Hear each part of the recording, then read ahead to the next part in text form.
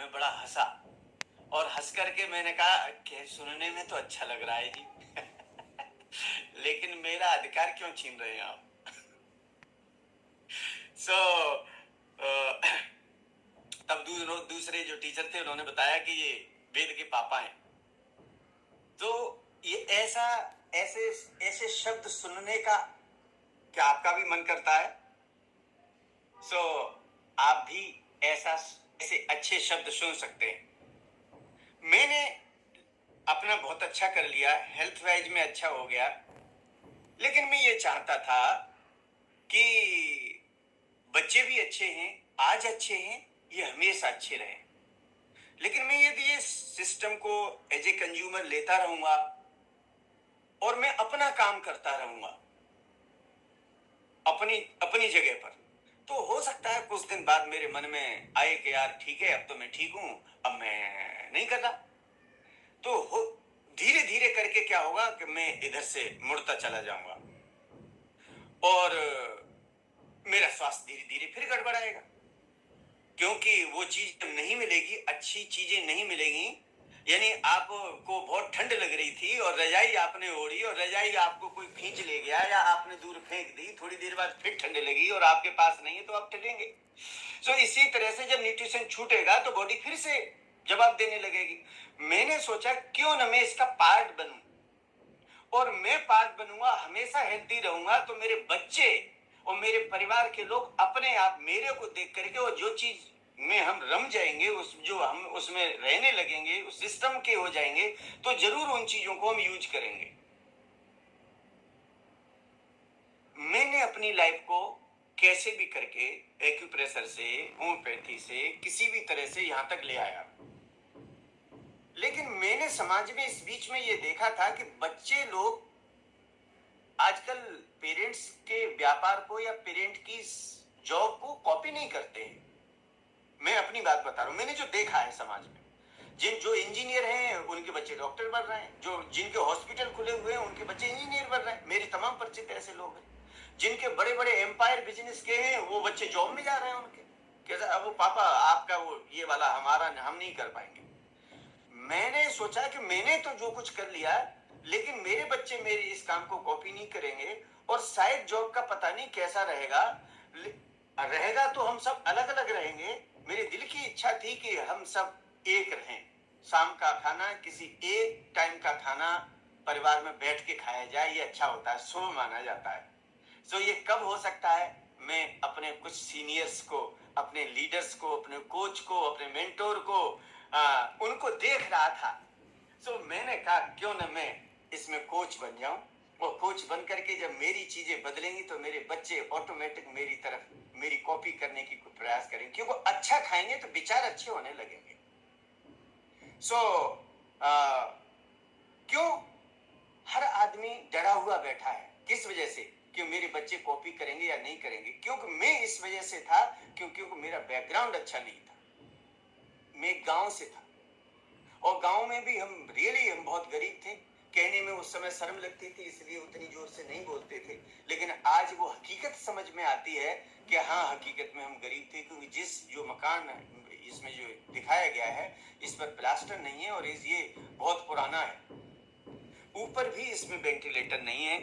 इसी में मैं बड़ा हूं, इसी में पला हूं, इसमें बड़ा हुआ हूं।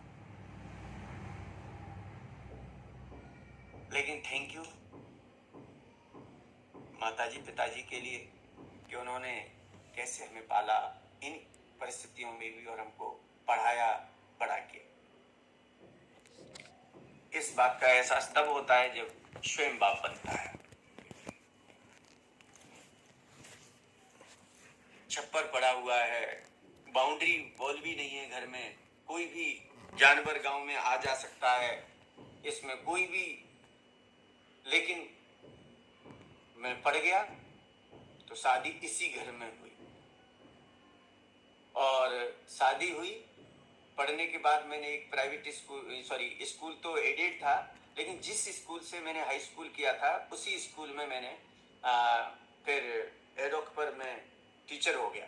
वहाँ पर तनख्वाह मेरे को मिली 900 रुपये, लेकिन जब हिसाब हुआ 3 महीने बाद 700 के हिसाब से दिए, क्योंकि वो सब गवर्नमेंट टीचर थे। मैंने कहा सर 900 तो वैसे ही बहुत कम होते हैं, लेकिन उन्होंने कहा कि देख लीजिए आप, हमारे पास तो यही व्यवस्था है, आप नहीं करेंगे तो कोई बात नहीं।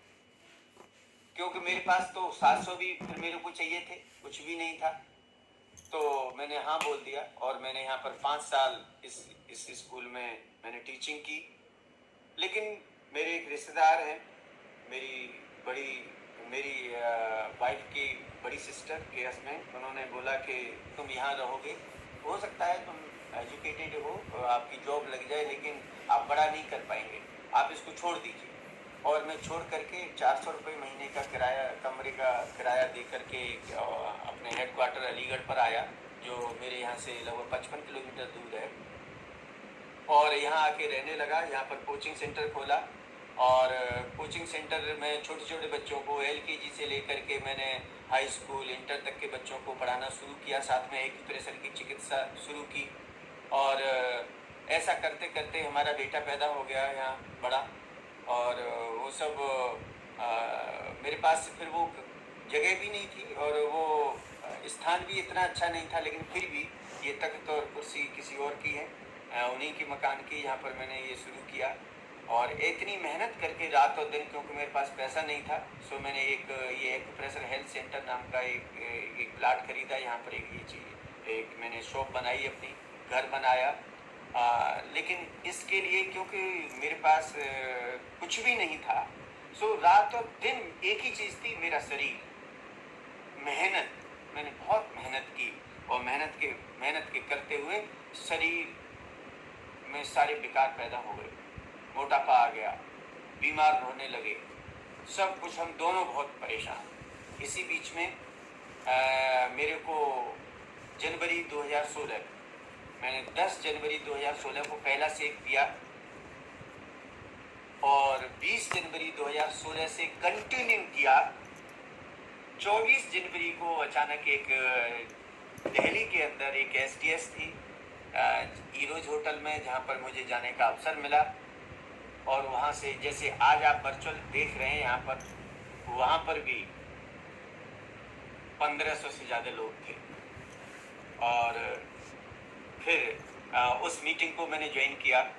वहाँ से मेरा सारा विजन क्लियर हुआ, एक एक चीज़ मेरे को क्लियर हुई। और उस दिन से आज तक मेरे अंदर कोई भी कन्फ्यूजन नहीं आया, कंपनी को लेके, प्रोडक्ट को लेके, सिस्टम को लेके। सो थैंक यू कहता हूँ कि वो विजन दिखाने के लिए